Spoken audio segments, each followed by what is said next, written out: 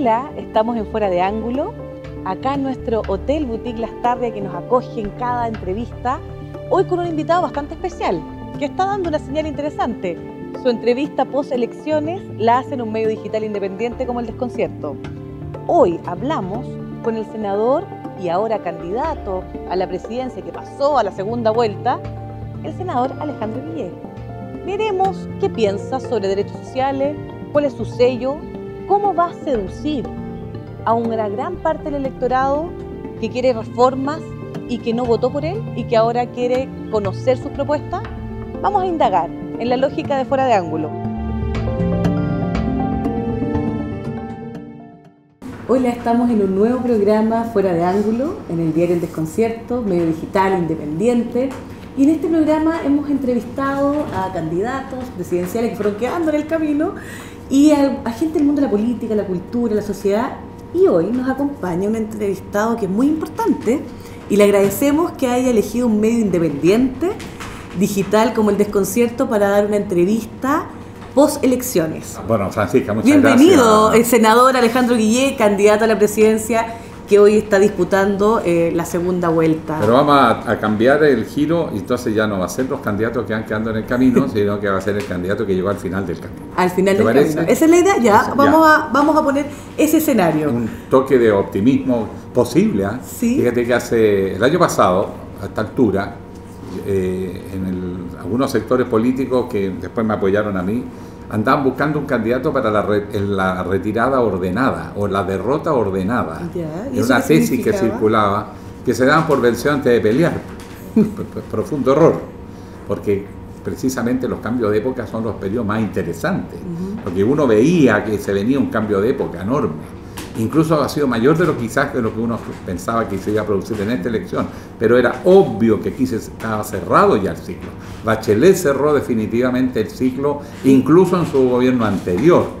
Ahora ya fue un gobierno por primera vez desde el año 90, un gobierno de cambios, de transformaciones, y por lo tanto mi tarea es que ese camino que se inició siga avanzando, se profundice, se perfeccione y además adquiera otra dimensión, porque todavía son cambios un poco al tanteo.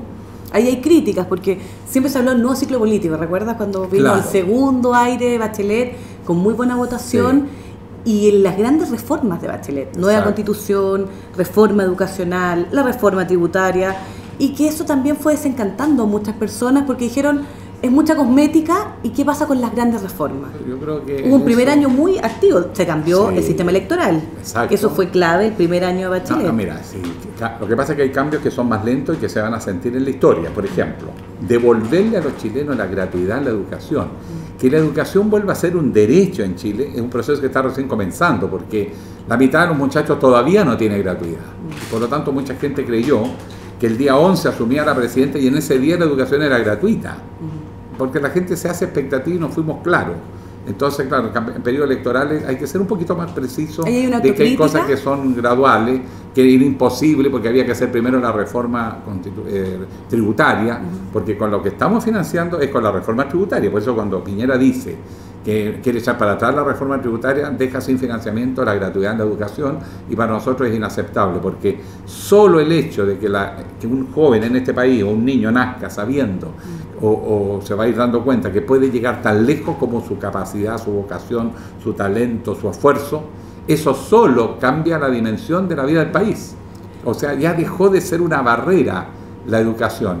Ese es un gran tema, porque siempre se habla de las variables macroeconómicas, de que el modelo no permite, hay como un discurso coordinador en la sociedad chilena que dice esto no se puede, y hay un grupo dentro de sus partidos políticos que lo apoyan, que también son muy conservadores y que siempre tienen como miedo, porque está el discurso, no, es que no se puede, no, es que los empresarios, pero los empresarios van a invertir igual en un país cuando estén sus oportunidades. Pues la pregunta de fondo es, por ejemplo, un tema que ha sido muy polémico, el tema del CAE, porque fue una política pública del gobierno de Lagos que efectivamente generó las condiciones para que más gente pudiera obtener créditos, pero con la banca, la bancarización, y además gente endeudada, una usura. Los que ganaron fueron la banca, los bancos, y además como política pública ha sido muy ineficiente, porque el Estado pierde mucha plata. Exacto. Bueno, ¿cuál es su posición sobre el CAE? Lo primero, la gran discusión en Chile es darle sentido a las cosas.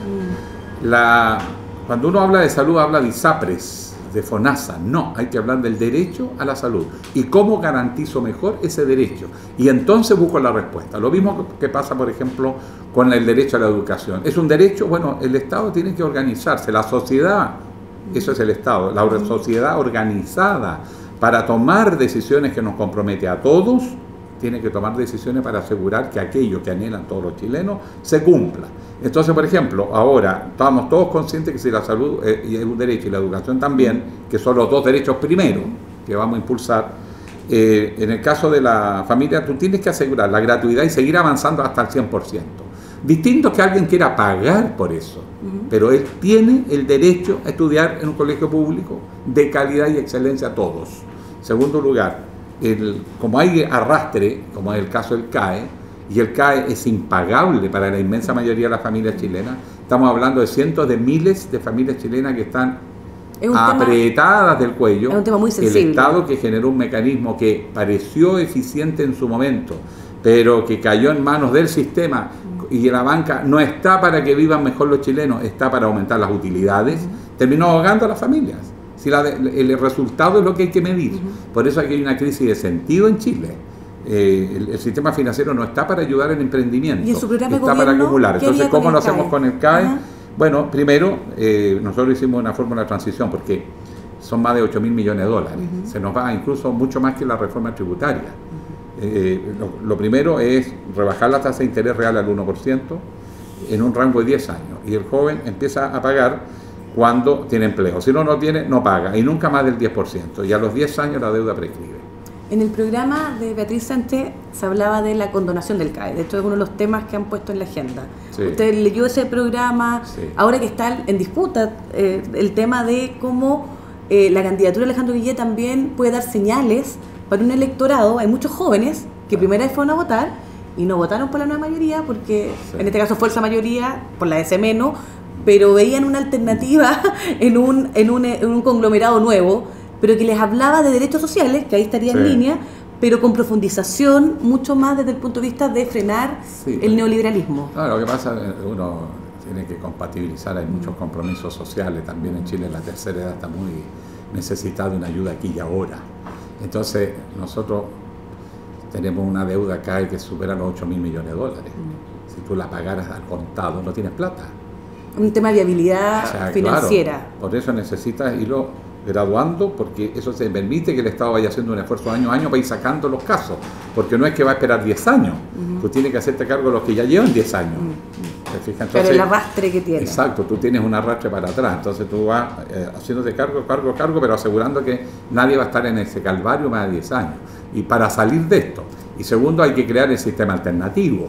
Por lo tanto, le tienes que volver a inyectar recursos también para los que hoy están estudiando. La deuda acá supera, me dicen, más de 8 veces lo que es el aporte al año en gratuidad. Y ahí tenemos una cifra esa es la magnitud del lío que estamos. Por eso que no podemos dejar a la familia sola, se transformó en un problema público del Estado chileno, pero necesitamos un poquito espaciarnos, porque tampoco podemos seguir dejando sin gratuidad a los que vienen. No olviden que el ítem educación en Chile es el que está priorizándose número 1 en la inversión pública, porque esto no es gasto. En educación uno habla de inversión. El uso del lenguaje construye realidad. Exacto, está invirtiendo en el futuro de Chile. Y es lejos la primer ítem. Pero se nos está viniendo muy fuerte el tema salud y previsión. Vivienda. Hay gente en Chile que no tiene casa. O sea, ¿cómo haces una familia? Si no tienes un lugar físico en el mundo donde tener tu intimidad con tu pareja, recibir a tus hijos, y que no sea una posilga, sino que sea una vivienda digna, con un barrio donde hay campo deportivo, donde hay sedes sociales, donde hay parquecitos, calidad de vida, porque si no la gente termina neurotizada. Y eso afecta la calidad de la democracia también, porque con alta desigualdad hay menos interés en participación política. También eso habla de un Chile... y viene la rabia contra el sistema, con toda razón. Ha hablado de los derechos sociales, salud, educación, vivienda, pensiones. 4 temas de alto interés para la ciudadanía. Es que son los temas principales, incluyendo seguridad ciudadana. Yo creo que esos son los temas donde se juega. Y el otro, empleo. O sea, nosotros...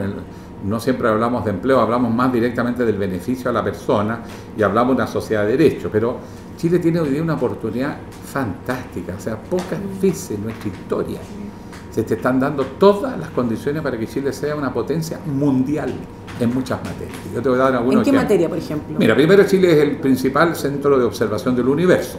No sé si los chilenos no saben, pero más o menos el 75% de la observación del universo se hace de los cielos antofagastinos. Nosotros nos sentimos muy orgullosos. Pero resulta que los escolares chilenos no tienen acceso.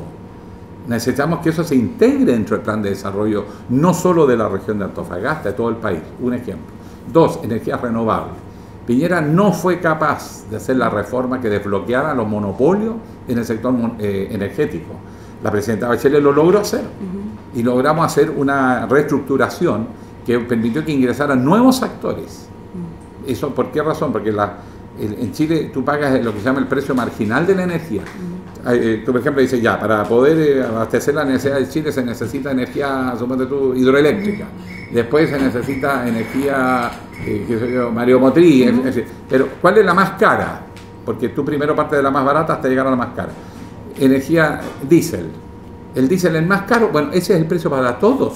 Entonces los que producen energía más barata, felices por el precio marginal. Pero si tú vas a mucho más exigencia, abres el mercado, como se hizo en Chile, se terminó con el monopolio en la generación y distribución de energía, permitiendo el ingreso de otros actores al hacer licitaciones de bloques de energía más pequeños y bloques horarios. Entonces entran las energías renovables. Resultado, pasamos de un 6,3 a un prácticamente 17%. Y ese sería un logro del gobierno de Michelle Bachelet. Pero si saltamos 3 sí, veces. Eso es la cifra. Claro, es la cifra. Entonces, ¿qué te dice? Que no es una fantasía, porque además sí que bajó el precio de la energía. Megawatt hora, te baja de casi $200 en un momento a un tercio y podemos llegar a un cuarto.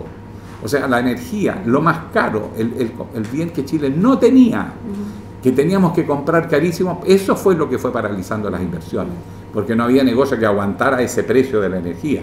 Pero hoy día, con la energía bajando, y nosotros tenemos que transformarnos en campeones mundiales de energías alternativas, sobre todo solar, eólica, mareomotriz, tienes todas las condiciones, e incluso geotermia, que es más compleja, pero tiene la cordillera activa más larga del mundo, tiene la mayor cantidad de costa de ningún país del mundo se considera los archipiélagos. Tienes el desierto de Atacama, que es el lugar número 1 del mundo en radiación solar, por ejemplo. Y ahí tenemos un foco tienes que su todas programa las condiciones y por lo tanto ir con todo a las energías renovables. Te abarata todo, te afecta todas las actividades productivas. Necesitamos un salto cualitativo en la economía chilena y las oportunidades están. Por ejemplo, con las energías renovables se te bajan los costos. Segundo, nosotros tenemos que subir a todo Chile a las plataformas digitales. En 10 años tenemos que estar todos 4.0. O no entramos al mundo moderno, al mundo globalizado. Pero eso tiene que ser también la pyme. Es todo Chile subiéndose, porque si no van a haber perdedores y ganadores de la globalización, que es lo que le está pasando a Europa y a Estados Unidos.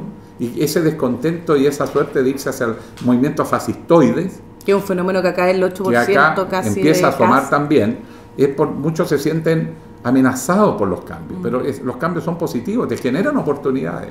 Los cambios tecnológicos generan a su vez más empleo, pero de calidad, y eso es lo que nosotros tenemos que asegurar. Después, por ejemplo, Chile está dando señales importantísimas. Lo que es turismo en la naturaleza, y con un componente interesante pero menos estudiado, que es el turismo étnico. Eso el 95% es pyme. Pyme. Entonces, una política de Estado de respaldo a la pequeña y mediana empresa para diversificar la producción, diversificar la propiedad, democratizar la propiedad, apoyándolos estos emprendimientos, agricultura familiar campesina, que es compatible además con turismo en la naturaleza. Tú unes el turismo con el desarrollo económico y ayudas a las comunidades. El tema del modelo de desarrollo, el tema del agua, por ejemplo, que también tenemos la energía. Claro. El agua en Chile, el código de agua terminó peor la discusión de lo que quería hacerse, porque en Chile las aguas están privatizadas. De hecho, profesores de Harvard han sacado libros y diciendo es una aberración el caso chileno, es un caso de estudio. Y en eso también hay que tomar decisiones que tienen que ver con estos bienes comunes. Y esa es una discusión del mundo de la sociedad, o sea, afecta a tu cotidianeidad, la situación de Petorca, por ejemplo, y que tiene que ver con decisiones de política pública y modelos de desarrollo. ¿Hay ahí una definición en esta candidatura? Obvio. Porque volvemos a lo que te decía al comienzo, en Chile hay una crisis de sentido. ¿El agua para qué está? Para permitir el consumo humano, la generación de alimentos, la realización de distintos tipos de emprendimientos. En consecuencia, el agua está al servicio de la ciudadanía y de la vida mejor de calidad y por lo tanto la tienes que cuidar también. Pero aquí en Chile el agua se desvinculó de la calidad de vida de la gente y se transformó en un medio especulativo de negocio. El desafío siempre que es cuál es el sentido de las reformas. ¿Está por la desmercantilización? Absoluto. Esa es una definición política. Definición política. Tú tienes que primero recuperar el agua como un bien de derecho público que está al servicio de la calidad de vida de la gente. No se puede hacer con uso especulativo. Y eso hay que ser draconiano y mira, algunos van a gritar, son la minoría de siempre, pero la inmensa mayoría está de acuerdo. Y no hay país del mundo que haga las leceras que se han hecho en Chile. Porque además ni siquiera sabes en manos de quién está. Le entregas a uno y ese hace negocio. Y a perpetuidad, sí, es una cosa impresionante. Entonces, ahí hay una definición política. Es difícil para el político tradicional darse cuenta que las cosas cambiaron. Pero esta elección fue un remesón para todos. Usted llegó el lunes y había gente que estaba llorando en el Congreso, o sea, el muro de los lamentos. Las caras y todo, pero para el pero país, está diciendo algo o sea, uno lo lamenta por la gente que conoce y aprecia, porque hay gente buena onda que perdió. Pero hay otros que tenían que irse a la casa. Y otros que no, pero otros se fueron y otros, bueno, en fin. Pero lo interesante es que este cambio que está dando la sociedad chilena es una sociedad que sabe qué es lo que quiere, un sistema que termine con el abuso y que le dé poder a la gente. La gente quiere recuperar el poder de tomar la decisión. ¿Cómo vas a hablar de una economía de mercado donde el ciudadano no tiene derecho a decidir? Te obligan, y cuando tú quieres discutir de sentido de que esto no está funcionando, poco menos que te miran como un enemigo del sistema que genera incertidumbre. Pero perdón, si el sistema AFP es un fracaso. Y eso es toma de decisiones, porque aquí es donde la ciudadanía quiere como saber posicionamiento, porque tiene que tomar decisiones. ¿Cómo representa o cómo puede seducir usted con un discurso a aquellos que no votaron y que se sienten representados por la izquierda, la centroizquierda, el discurso progresista? Asamblea Constituyente, le pongo como un eje. ¿Cuál es su posición sobre la Asamblea Constituyente? ¿Qué decisiones tiene al respecto? Pensiones, usted dijo, es un desastre el sistema AFP. ¿Cuál es la propuesta? ¿No más AFP? ¿Un sistema mixto? ¿Capitalización? ¿Cuál es la propuesta? Vamos por AFP. Uno es que ahorramos poco, es verdad. La mayoría por condiciones de precariedad en el mundo laboral. Y por lo tanto hay que mejorar la fuente de ingresos. Y dos, otra es la administración. Oye, si una AFP no es más que una administradora. El tema es cómo mejora las pensiones, no quién administra. Y ahí nosotros estamos estudiando, de hecho, alternativas en otros países, donde incluso son privados, pero privados con otras exigencias. Por ejemplo, tienen que postular a la administración de esos fondos y por lo tanto se comprometen con quién da más utilidades, más rentabilidad, más seguridad, más estabilidad y por lo tanto es un tema de administrar más eficientemente nuestros ahorros para darnos mejores pensiones. Y estamos haciendo un estudio y vamos a hacer al país propuestas técnicas donde vamos a llamar a todo el mundo porque estamos seguros que frente a lo evidente se va a salir de dramatizar el tema de estar pensando en AFP en vez de estar pensando en buenas pensiones. O sea, el foco lo van a colocar en buenas pensiones. En buenas pensiones y el sistema administrativo, ahí vemos cómo se administra mejor. Y el mismo sector privado se va a tener que poner las pilas, ya no van a tener negocios fáciles. Tienen que ser más proactivos en proponer mejoras ellos mismos de cómo pueden administrar mejor, por ejemplo, fondos previsionales. Ahora, lo clarísimo, mientras estamos en ese proceso, ni un peso más a la AFP. Ok, esa es una definición. Ni un peso más a la AFP. Una revisión de las propuestas técnicas. De la administración, cómo administrar el fondo de pensiones. Estamos estudiando experiencias, por ejemplo, los suecos, de economía de mercado. Esto no es contra la economía de mercado. Sí, aclaremos los puntos, porque hay mucha caricatura. Exacto, o sea, no te dejan hablar de las cosas porque te invalidan de inmediato. ¿Por qué? Porque hay mucho interés creado en defender la ISAPRE o defender el laboratorio en vez de la salud de los chilenos, o defender la AFP en vez de un buen sistema que además sea más eficiente para el propio sector privado y para que funcione mejor el mercado de capitales. ¿Asamblea Constituyente? Bueno, es un mecanismo de que lo han hecho muchos países en América Latina y no se ha desplomado el sistema. Claramente fortalece las democracias en crisis. Por supuesto. Ahora, nosotros tenemos un problema, que nosotros tenemos la Constitución del 80. Sí. Por esa razón nosotros necesitamos una nueva Constitución.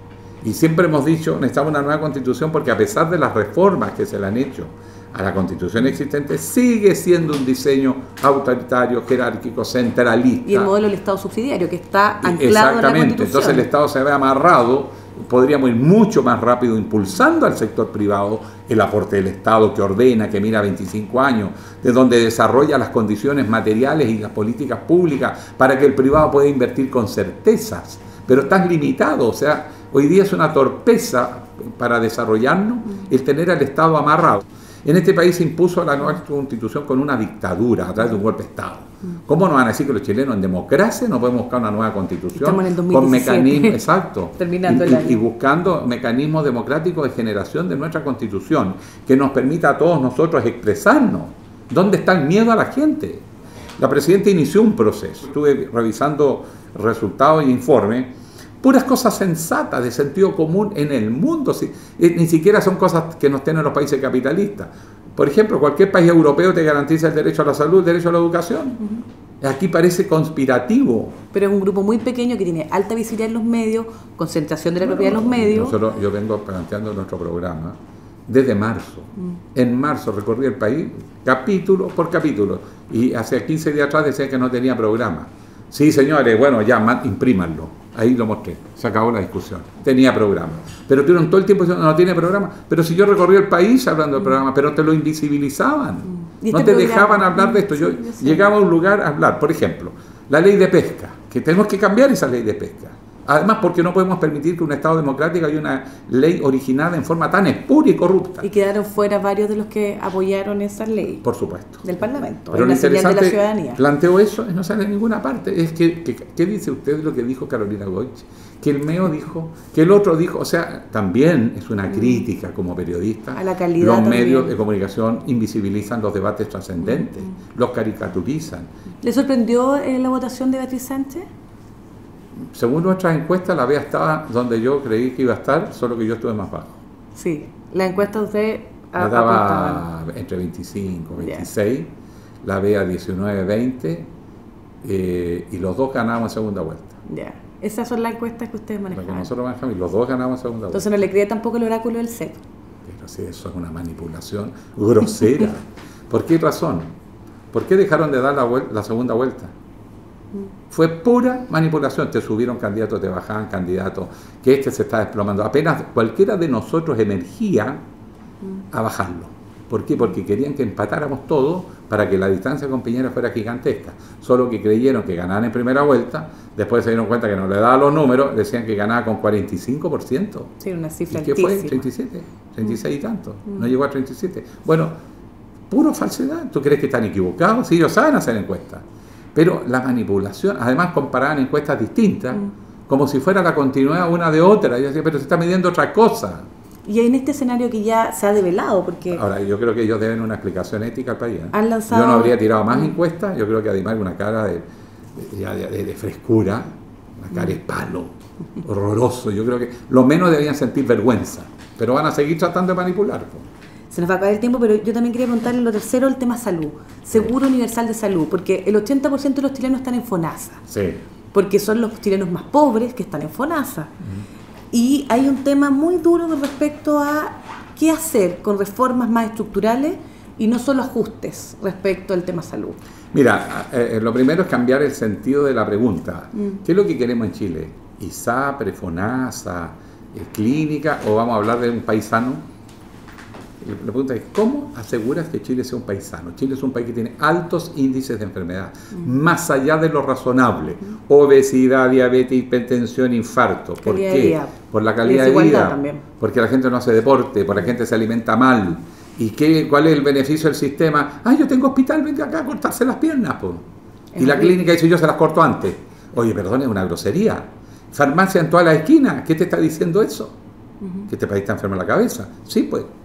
El nivel de estrés, de tensión, hace que tengamos índices altísimos. Entonces, lo primero es cómo abordas esto. ¿Construyendo más hospitales? No, cambia los modos de vida. Entonces, del 7% de imposición hoy, nosotros somos partidarios de sacar al menos el 3% y fortalecer la red primaria de salud. Que es con eso, promoción y prevención. Exacto, porque eso te permite detectar cualquier problema antes y no se agrava. No llegas a la diabetes, te detectaron un nivel de peligrosidad y el sistema empieza a intervenir. Por ejemplo, Chile crece contigo. La mamita, desde que queda embarazada, que todas las madres de Chile, todas, sector público o privado, ISAPRE o FONASA, se va al consultorio y ya no paga adicional porque ya está pagando el 3%. Entonces, te hacen los estudios preventivos. Cambiar en la educación la cabeza a los chiquillos, pero creando toda la infraestructura deportiva. ¿Por qué le hemos dado tanta importancia a la infraestructura deportiva en los barrios? Aprovechando las mismas organizaciones federadas, Tú tienes hoy día gente trabajando en deporte, mejórale las canchas, de todo tipo de deporte, no solo de fútbol y del hombre, y empieza que todos hagan deporte sistemático. Hay experiencias en Chile bonitas, donde en la mañana están los niños, terminan los niños, en la tarde llegan los adultos mayores y en la noche los adultos que vienen del trabajo. Todo el mundo haciendo en la misma infraestructura. ¿Te fijas? Gestionas una infraestructura. Recoleta barrio, hizo el tema de la. Sí, por ejemplo. Fue muy efectivo. Exacto, el uso barrio de la escuela. por barrio, basado en las escuelas. Esto te lo voy a contar como anécdota. Yo fui presidente del Centro de Alumnos del Liceo de Hombres de Antofagasta el año 70 junto con el Chicho. Con el Chicho Allende, que conocemos señor. todos, Álvaro Allende, ¿tú conociste? Sí, por cierto. Mira. Lo conocí, una vez le di la mano y quedé hasta el día de hoy que no me la van. Yo me acuerdo, fuimos juntos. Y entonces había otro espíritu. Entonces no era el intendente, era el compañero intendente. Yo como presidente del Centro de Alumnos llegaba, compañero intendente, le tengo una idea. El Liceo de Hombres no tiene campo deportivo. Hagan un estadio. En el día estudiamos nosotros, en la tarde los adultos mayores y en los fines de semana los que vienen del sector laboral. Y le gustó al intendente, se mandó el proyecto a Santiago, y vino el golpe y ahí nunca más seguí, no supe qué pasó después, porque yo ya dejé de ser presidente del alumno. La burocracia igual es muy lenta, pero llegó a aprobarse en una primera instancia la validez del proyecto. Bueno, está el fortalecimiento de la red primaria, después nosotros tenemos que mejorar el salud, nosotros estamos trabajando el concepto de una canasta básica universal y la AFP pasa a ser lo mismo que el FONASA, seguros complementarios. La ISAPRE, seguro complementario, entonces Exacto. La canasta básica sería como un seguro universal. Exacto, es la idea de que tú tienes aseguradas las prestaciones más comunes en los chilenos. No puedo dejar pasar el tema de las mujeres. Este es un medio que hicimos un debate, nos dejó plantados cuando hicimos el debate, 17 organizaciones de mujeres feministas. Sí, pero fui a ¿Qué pasó? Este es su momento para que no pudieron ese día llegar. Llegó solo Beatriz Sánchez y Marco Enrique Minami y fue muy interesante. Estamos votando proyectos en el Congreso. El proyecto, recuerdo el tema de la TVN, coincidió, Sí. ¿no? Era el tema TVN. Pero la cuestión es cómo usted se compromete. Este es el mes de la erradicación de la violencia hacia las mujeres. El 25 de noviembre es el día que se conmemora la matanza a las hermanas Mirabal. Sí. Recordemos esa trágica situación en República Dominicana con el dictador Trujillo.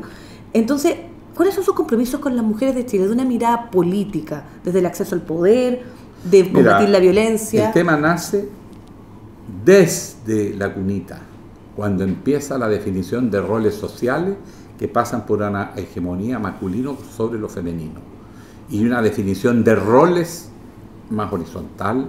La cultura patriarcal. Exactamente, tú tienes que empezar por romper, porque si no se te mete en la cabeza. Y hasta los hombres no nos damos ni cuenta, actuamos porque así nos formaron. Y las mujeres también. Entonces lo primero es, desde la cuna, empieza una educación más de igualdad de derechos y de garantía. Donde la diferencia está dada por las sensibilidades, por las emotividades, por el carácter de cada uno, pero la sociedad es de igualdad. Entonces empieza la educación no sexista en el sistema ya institucional. Eso va a ser clave en su propuesta. Por supuesto, por eso que esto tiene que ver con la reforma educacional también. La escuela va a ser clave en muchas cosas, en salud, en derechos, etcétera. Lo mismo las personas con discapacidad, por ejemplo. Entonces tú empiezas desde abajo y después vas borrándole todas las barreras que tiene la mujer para estudiar y trabajar. Por ejemplo, la mamita cuando es adolescente queda esperando guaguita, ya no dejan de estudiar la mayoría. Al no estudiar, después no tienen trabajo estable. Y las mujeres que cuidan las redes de cuidados familiares. Al adulto mayor que está enfermo, puede ser diabetes, son mujeres las que dejan de recibir alguna pensión, algo porque están dedicadas. La mitad de las mujeres en Chile están en esa situación. La mitad. Por lo tanto, sacarlas de la casa para que también desarrollen sus vocaciones y sus talentos. Entonces, por ejemplo, ¿por qué las salas cunas, todos esos, los jardines infantiles, el trabajo femenino, la mujer jefa de hogar para que tenga la posibilidad de tener emprendimientos que sean compatibles incluso con su familia? Y en materia de derecho, bueno, el manejo del patrimonio, empecemos por eso. Que la mujer tenga igualdad en el derecho de administración del patrimonio familiar. Después, en materia de violencia, esto empieza en el pololeo. El maltrato muchas veces empieza en las casas, con los padres y los hermanos. Va a impulsar, se aprobó la ley con la violencia en el pololeo. Exactamente. Está pendiente la ley de acoso callejero que sigue dormida en el Congreso. Es más compleja de detectar, pero en la violencia del pololeo no hay ninguna duda, es fácil detectar y por lo tanto tiene que haber una sanción expresa, graves, que la señal de la sociedad sea inequívoca. a la persona que agrede a una mujer. Tiene un compromiso con las políticas de erradicación de la violencia y por otro lado condenar a los políticos. Que empiecen el pololeo y después que tenga agravantes, cuando es por segunda vez. El tipo se tiene que ir para adentro un tiempo. O sea, agredir a una mujer es algo muy brutal, lo mismo que a los niños. En Chile también hay maltrato. El tema de la infancia también, porque hay algunos que dicen que usted no tiene propuesta en infancia. Entonces, este es el momento de decir cuáles son las propuestas, así brevemente en infancia. ¿Qué pasa con los niños y niñas en Chile? Un sistema de garantías de derechos. Bueno, estamos cambiando, porque eso se está haciendo en el gobierno de la presidenta Bachelet. Hay una abundante cantidad de proyectos de ley. Pero quedó en el tintero la última ley más compleja. Exacto, que tiene con derecho. Exactamente. Lo primero, establecer los derechos del niño. No es asistencialismo, es derecho. Y el Estado garante de esos derechos y por lo tanto tiene que intervenir. Incluso tiene que intervenir tanto apoyando al niño cuando está en situación de menoscabo o de vulneración de derechos, como también en materia legal de representación de sus intereses en juicios, por ejemplo. Después tenemos que avanzar hacia el acceso a los bienes. El Plan Chile Crece Contigo es para los niños principalmente, porque viene protegido desde el embarazo y lo acompaña hoy hasta los 9 años. La idea nuestra es que sea hasta que sale del colegio, o sea, enseñanza media, porque más o menos terminan los 17, 18 años, vaya existiendo ese seguimiento de acceso a salud, a derecho, a protección legal, protección de los niños. En el tema del abuso sexual, los observatorios, que la legislación chilena y prescriptibilidad es muy débil también. Entonces ahí hay un compromiso. Sí, yo escuché una vez a un ex miembro de la Corte Suprema que decía una frase muy brutal que no la voy a repetir, pero si no la repito nadie va a entender. Bueno, dice que donde hay pelito no hay delito. ¿Eso qué cree usted? O sea, una niñita de 13, 14 años y un caballero de 30, para él no era delito. Esa es una frase brutal. Miembro de la Corte Suprema. ¿Qué pasa con los políticos o gente que esté en cargos de poder, que a veces hay muchas redes de protección? Tuvimos varios casos y hay un ex diputado del PPD, Patricio Suárez, que fue un tema de abuso. ¿Cuál va a ser la posición? Porque a veces también hay una crítica y una desconfianza a no tomar posición. Bueno, eso pasa cuando tienen pecadillo y que quieren mantener oculto. ¿Y usted va a condenar eso claramente? Como yo no tengo pecadillo que mantener oculto. Lo ha dicho públicamente, qué bueno que lo pueda decir. Uno está en la libertad del mundo de hacer las cosas que son de sentido común. Y después, en el caso Senami, nosotros desgraciadamente es para los casos donde ya fracasó el Estado. El niño que fue vulnerado. Y muchas veces, desgraciadamente, niños que fueron vulnerados que se transforman en vulneradores de los derechos de otros niños o niñas. Y por lo tanto, el Senami nosotros tenemos que manejarlo primero separando situaciones, fiscalizando el cumplimiento, no pagando por larga estadía, que ojalá haya una recuperación rápida para que ese niño vuelva a aquellos familiares que están en condiciones de hacerse cargo de él en forma segura, no necesariamente volverlo al mismo nido donde viene saliendo de la violencia. O la violencia dentro del Sename y todo lo que pasa ahí. Exactamente. Entonces ahí hay y un lo compromiso. otro es ir más que a las cosas colectivas, a lo individual. O sea, por ejemplo, familias que atienden a un niño y por lo tanto evitas que estén ellos hacinados en condiciones donde son masivos y donde se generan este cuadro, porque como son todos vulnerables, también muchos niños vulnerables creen que eso es normal y se transforman en vulneradores de otros niños. Entonces necesitamos desarticular todos esos nudos que se generan donde facilita condiciones para cometer los abusos. Muchas gracias, senador, ahora candidato Guillé, le queda poco tiempo. Ahora va a romper ese maleficio de que todos los que han venido se han ido quedando en el camino. ¿Alguno? No, me quedan en el camino. No, porque estamos esperando que llegara la segunda vuelta y que viniera el candidato. ¿Cree que gana así brevemente? ¿Está convencido que hay gente que lo ve como que dicen, no, hay bromas, como que dicen que no tiene tantas ganas de ser presidente? No, yo tengo ganas, lo que pasa es que están acostumbrados los hiperkinéticos ustedes, ahí hay varios en campaña que no se pueden estar quietos, pero eso me ha permitido asumir claramente la responsabilidad que tengo sobre los hombros. Segundo, recorrer el país, escuchar a la gente, darme el tiempo. Porque todos dicen, hay que escuchar a la gente.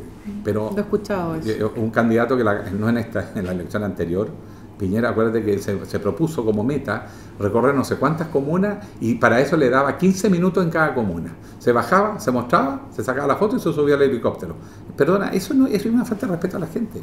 Si tú recibes a alguien, tienes que escucharlo. Entonces, capacidad nosotros de escucha, hemos recorrido el país. Mira, soy el candidato que más comunas visitó, pero además un candidato presidencial que se fue a meter a la junta de vecinos, a los clubes de adulto mayor, a los clubes deportivos, grupos de 20, 30. O sea, es que aquí nada era para sacar la foto en la tele, hacer un programa que le hiciera sentido. Y por Dios, ¿cómo cambió mi visión de Chile? ¿Y va a alinear a todos los partidos políticos detrás de ese programa? Pero yo no voy a andar detrás de los partidos políticos diciendo, reúnanse y mira. No, acá tengo que fortalecer nuestro programa, escuchar lo que dijo la gente el domingo. La gente dio un pronunciamiento por los cambios. Una renovación y quiere profunda. cambio, está cabreada y quiere definiciones más precisas, más claras, porque apoyó a la gente que era más clara. A la gente más joven, quiso renovación, y a los viejos que aprobó son viejos más choros que nosotros. ¿Y usted estaría dentro de los más choros? Yo soy viejo choro, no. Vamos a dejarlo ahí, vamos a cerrar con eso en la entrevista. Muchas gracias por haber preferido Prensa Independiente para su primera entrevista en medio digital, eso se valora. Francisca, ha sido encantador conversar contigo. Y energías, pues para lo que viene. Se viene recorrer el puerta a puerta, yo creo que siempre funciona el territorio. Que estén muy bien, gracias. Y a todos, fuera de ángulo. No lo haga ya. No haga ningún gesto. Solamente cariño. Sí, en el desconcierto. Lea www.eldesconcierto.cl. Prensa independiente, crítica, pero propositiva. Que eso es lo interesante. Me encantó. Que estén muy bien.